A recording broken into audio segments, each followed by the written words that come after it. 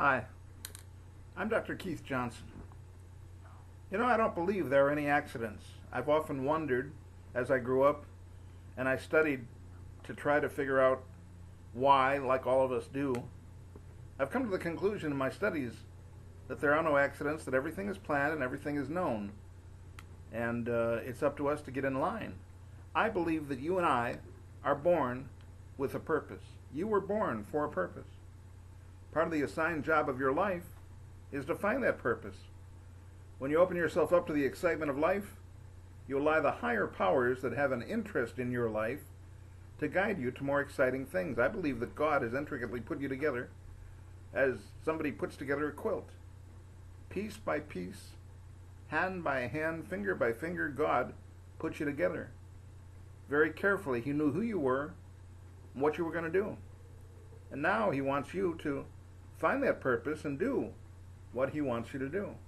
Reason for your existence becomes clearer as you look for opportunities and open yourself up to the excitement of making mistakes, of learning, of experiencing, and then sharing with others so that you can find a finer path. Close yourself off from possibilities and opportunities, and you only experience one level of life, and that level cannot be very happy. You find that no matter how hard you try to make yourself happy, you just can't find satisfaction. And you don't know why. Open yourself up to learning any new opportunity, and you find life in many levels to be greater than you ever thought. Look at the poor alcoholic. Eventually he succumbs to the finding happiness on one level, usually in the bottle. The addicted cigarette smoker finds his or her happiness in that cigarette. Foodaholic looks for contentment on food. Open yourself up to possibilities and find many more levels that you can live on. Your subconscious mind often pays as much attention to your conscious mind as your conscious mind will direct your subconscious.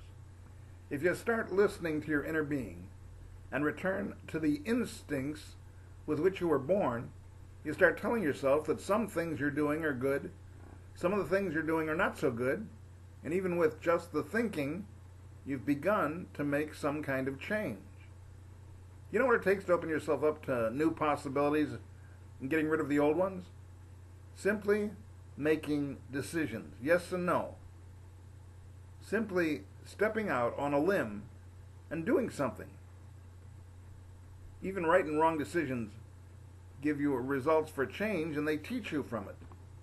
Simply be willing to choose instead of standing on the fence. Risk a little bit. Do something and see what happens. This is not a great job, you tell yourself. You look at your personal comment to yourself as a sign, a time to contemplate change, and maybe a time to change. Or you may talk to your subconscious and determine that thinking maybe the job is the best for you now.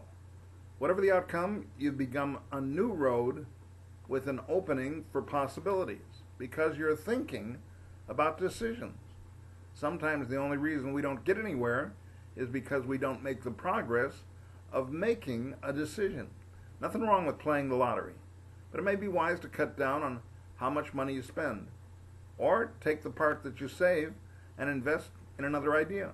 Maybe an idea for which you have a passion that could turn into a business that would bring you plenty of money, but satisfaction on meeting customer needs and showing your personal creativity at the same time. Maybe you were made to do that, and maybe you should think about it. I've seen the closed-off attitude of many possibilities in many people. You'll find many folks who want to talk to you as long as you'll listen to their views, but if you dare to make a suggestion or open up to other opinions, they close off and they soon leave you because the conversation is no longer centered on their prejudices and comfortable views for which they've lived. They don't want to open up and see the world of possibilities around them. Sometimes the people that are not our yes men are our best friends. We should listen to them.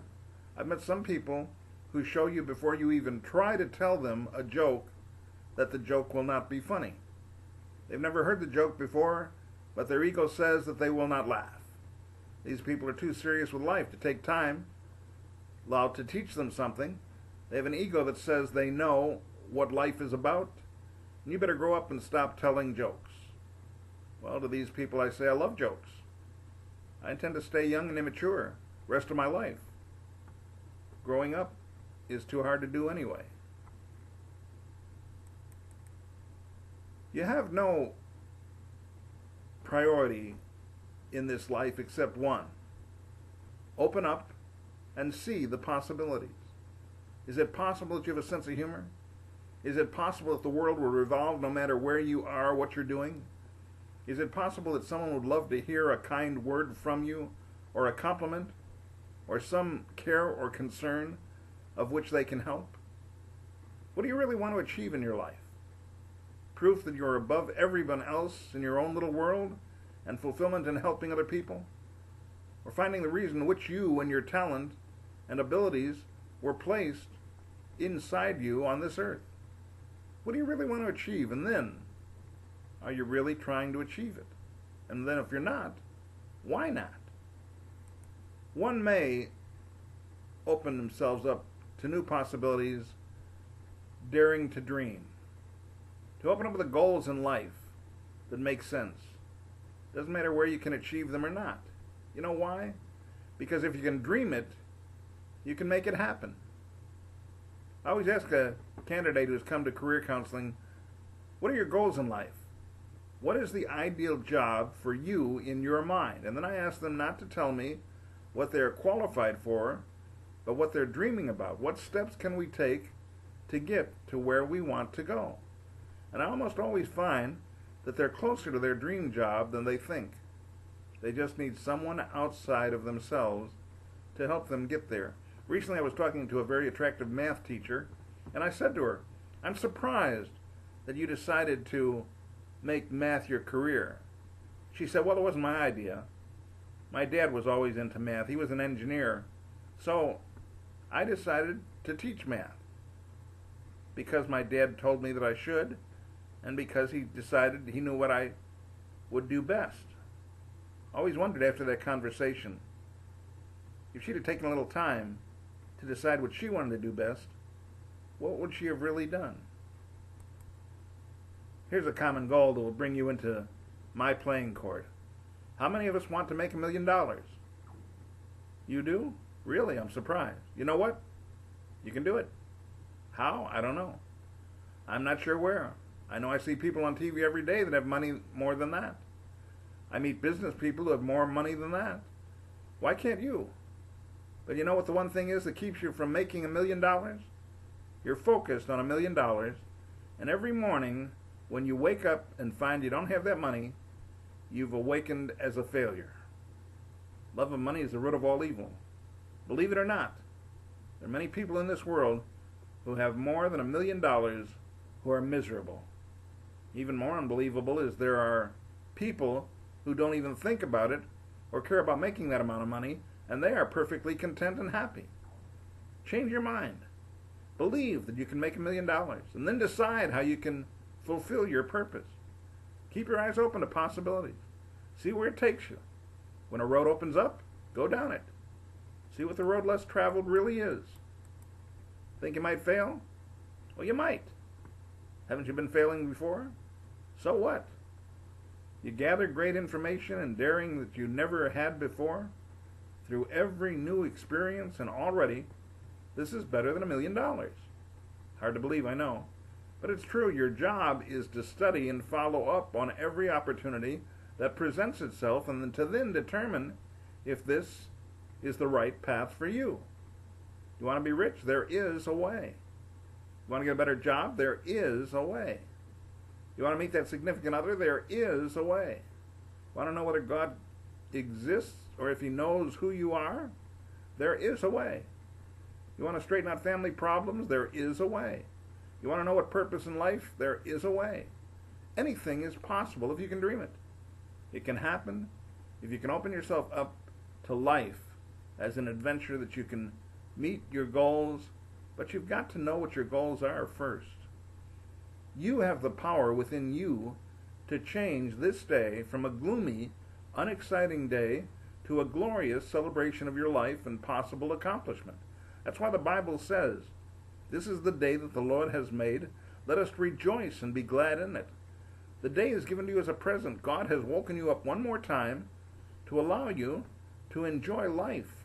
Now it's time to enjoy life and start becoming creative in your own mind, making life what it needs to be. Jesus said, I have come that you might have life and that you might have it more abundantly. You have the power within you to live the life you want, and you have the power within yourself to start right now.